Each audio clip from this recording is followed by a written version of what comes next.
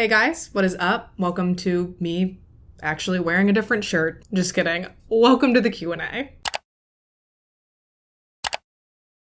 If you're new here, hi. Thank you so much for clicking on this video. I'm so happy that you're here. My name is Jessica and welcome to my channel where I explore new true crime or creepy history topics each week. However, if you're here for true crime, this isn't the right video to start with because, as I said, today's video is actually a Q&A. I got a few requests to do this when I hit 1,000 subscribers and I thought it was a great idea and a really good way for you guys to get to know me just a little bit better. Because covering the topics that I generally cover, there's really not a lot of room for me to interject personal facts about myself. So if you're just here for the true crime, I'll make sure and have my full playlist linked up here. Feel free to head over there instead. But before you do that, if you are interested in true crime or the macabre in general, then why not subscribe to my channel and join me back here each week for different true crime deep dives. Our community is fun and we'd love to have you. And with all that being said, let's go ahead and get into these questions. Where are you from? I'm a Midwesterner, born and raised. How old are you? I'm 29 years old, my birthday's October 17th, and I will be turning 30 this year. Favorite music? I'm pretty open to most genres of music, but my go-to, old reliable music choice is always early 2000s, alternative music. What is your educational background? I'm a high school graduate, and my God, even that was a miracle. I really struggled in school from about middle school on. Looking back, I now understand that it was undiagnosed and untreated ADHD that was really dampening my potential to do well or enjoy school. But, the early 2000s was a really different time. I feel like girls did not get diagnosed with ADHD back then. So what is now viewed as blatantly obvious textbook signs of the disorder, for me back then were viewed more as rebellion or laziness versus a literal cry for help. And I don't fault anyone for that. I think it was just an unfortunate time to be a girl growing up with ADHD. I think had it been diagnosed and been treated, I could have actually really enjoyed school. Therefore, I may have actually wanted to continue my education beyond high school. But that just wasn't my path. And honestly, I'm really happy with where my life is, so there's no point in trying to hypothesize where I could be had anyone ever been like, hey, maybe check out her brain. Plus, I sleep soundly knowing that I have absolutely no student loans, so I guess that's a silver lining. What is your job history? I have worked a lot of different jobs in my life, but the main ones that stick out to me are waitress, retail management, retail loss prevention, and medical billing. What is your current job? None. Most recently, I worked in medical billing, but I had to quit that job in early 2021 to deal with some family stuff, and I have never re-entered the workforce. Worst job you've ever had?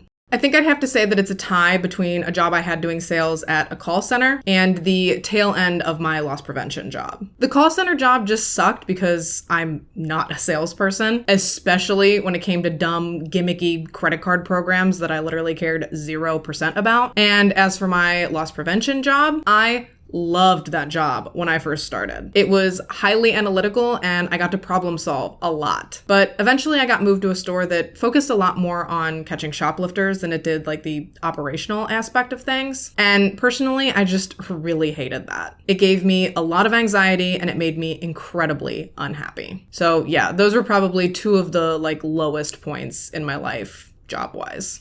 Do you have any pets?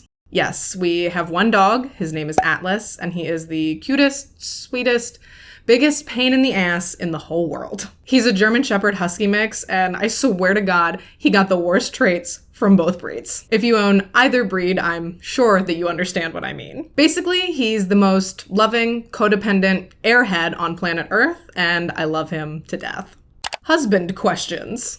I got a few different questions about my husband, so I'll kind of give you the gist. My husband and I have been married for going on 4 years now. We've been together for 8, and we've actually known each other for about 15. We met because my older sister is actually married to his older brother, so we were introduced while they were dating. We didn't get together or start dating for quite a while after that, but there was always a little something there. And one day in 2014, he finally acted on it. And the rest, as they say, is history. Do we have any kids? Yes, we do. I don't talk about them online, nor do I ever really plan to. It's not that I judge people who do put their kids online. Well, I think we all judge some people who put their kids online, but for good reason. However, personally, I just really want to keep my kids away from the internet as long as I possibly can. I know that chances are someday they'll be consumed with technology like the rest of us, but until then, my goal is to keep them kids as long as I can. But I wanted to answer this question because I want people to know that I absolutely can relate when I talk about like parental feelings and stuff on the channel. What motivated you to start your channel? I was looking for a hobby and I guess kind of a sense of self. Like I said earlier, I was forced to abruptly quit my job at the beginning of 2021, which was a decision I really wasn't prepared to make. I really enjoyed my job and it gave me adult time out of the house and a chance to use my brain. And when I lost that, I really kind of spiraled wondering how I was going to keep that adult part of myself as a stay-at-home mom. So I talked to my husband and he actually suggested that I try YouTube again. Oh yes. You heard that right. Again. I did indeed try this once before, but it was with a beauty and makeup channel, and honestly, I wasn't super into it. I mean, don't get me wrong, I love doing my makeup, but I'm not really super creative in that regard, so I fizzled from that pretty quickly. But I did always love the filming and editing, like, technical part of the operation, which are things I've actually loved since I was a teenager. In high school, if I ever got any chance to submit a video project as an assignment, that was always the route I took. So when he suggested it, after I realized that there were other options I could pursue outside of makeup, I got really excited and I ran with it. It seemed like a really good creative outlet and something that I could have that would really just be mine. And I think that is something that is super important for everyone to have, is a hobby or a portion of themselves that is just for them. Why true crime? It's something that I've been really interested in for years, and I'm a really curious person. So when I start looking into something, I become determined to learn basically everything I can about it. So as long as I can remember being interested in true crime, I've always done my own little like deep dives into different cases. I was always trying to find out as much information as humanly possible. Then I'd take everything I learned and more or less cram it down the throats of my friends, my family, or anyone that would listen for like a week or two. And then I'd slowly push it to the back of my mind until it got replaced by the next case. I was literally doing like full-on thesis level research on true crime cases for fun before I even thought about starting a channel. And when my husband suggested I do YouTube, I initially told him no because I was adamant that I did not want to do makeup stuff again. To which he responded, makeup isn't the only thing on YouTube. He pointed out to me that I was already listening to true crime podcasts or watching true crime documentaries and researching these topics to death anyway. So why not merge the two interests? And honestly, thank God for that man, because here I am and I could not be happier. I guess we all really have him to thank for this community. What cases will you never cover? I guess never say never, but I don't intend to ever cover cases like Ted Bundy, Jeffrey Dahmer, JonBenet Ramsey, John Wayne Gacy, cases like that. Cases where there's just literally nothing I could possibly add to the conversation to make it worth your time to listen to, or frankly, my time to film. There are no stones left unturned when it comes to those cases. And I just think that there are so many other cases that deserve some of the spotlight than those same like 10 cases that everyone seems to be obsessed with. Don't get me wrong, I've researched them all before too. I've read the books and I've watched the documentaries and the made-for-TV movies, and I've fallen down the rabbit holes too. I just personally don't see the value in covering them here yet again in another YouTube video. What case that you've covered has impacted you the most? I would definitely have to say the Kevin Jackson story. The experience of speaking directly to one of the family members of one of the victims in these cases, I think really keeps me grounded to the fact that these are real people and real traumatic events that real families have had to experience. And while you may be sitting there thinking like, well, yeah, duh. I personally think it's really easy as a true crime viewer or even as a true crime presenter to unintentionally like disassociate these stories from reality, almost consuming them as if they're fictional. I think it's hard for most people to genuinely process the fact that these are real life events because most of us will never experience anything like what we talk about here on the channel. So while yes, I'm sarcastic in some of my videos and I sometimes make jokes, I try really hard to remain respectful to the victims and to their families. Because I don't have the ability to get permission or participation from every family of every case I ever cover. And the last thing that I would ever want to do is re-traumatize or re-victimize these families who already have to live with the real-life blowback of these events every day. So I'm incredibly grateful to have had the experience to speak with Kevin's sister and to now have the privilege of carrying the lessons I learned from that experience with me moving forward. How do you decide which cases you're going to cover? I have a massive list on my phone of every case I hope to someday cover and every case that's ever been requested to me. And to decide who to cover each week, I copy and paste the list into random.org, and whatever gets spit out on top of the list is what I go with. What does your research process look like?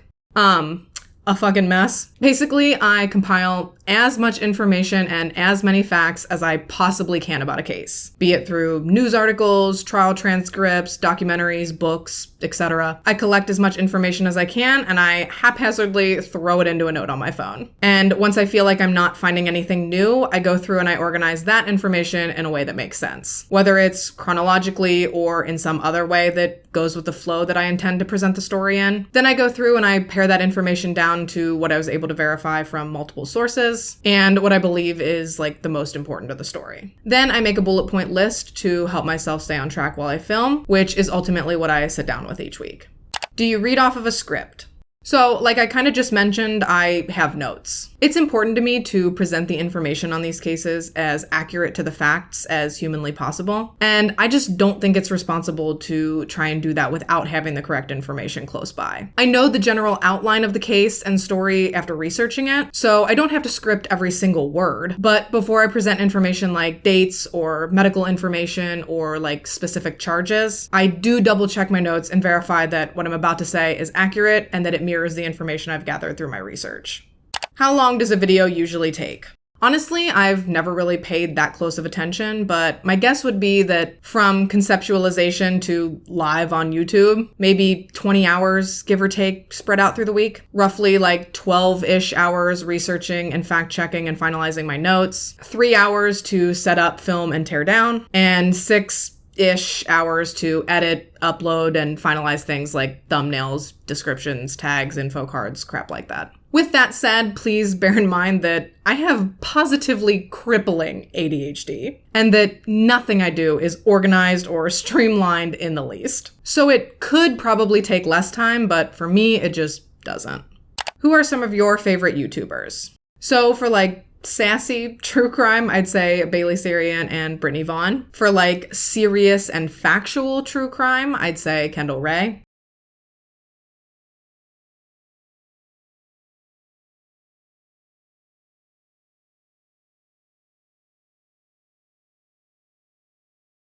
And for lifestyle content, I'd say Aspen Ovard, which sometimes makes me feel kind of silly because she's like significantly younger than me. But I don't know, I just think she's cute and I really like her style and her family's adorable. So I guess you're just drawn to who you're drawn to.